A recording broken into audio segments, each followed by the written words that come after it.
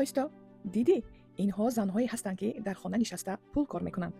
با اهل کماندم به نزدیکی کشاده شوی 2 سالگی آفیس را جشن گرفتیم که در آنجا اشتراک داشتند دیرکتوری رشد بین المللی.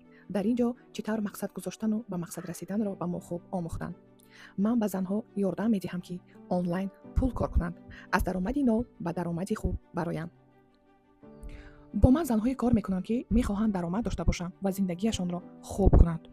اگر که تو نیز میخواهی درآمدی خوب داشته باشی، میخواهی یکی از لیدران فعال کمپانی در تاجیکستان باشی، پس این بیزنس محض برای توست. فرصت را از دست نداده به ما مراجعت کن. کاری بهترین در خانه نشسته کار کردن برای ما زنها این کمپانی گرینوی گلوبال می باشد که در 64 دولت کار و فعالیت می کند. مهمش محصولات اکولوژی دارد. از آرزو تا عملی شدن تنها یک قدم است.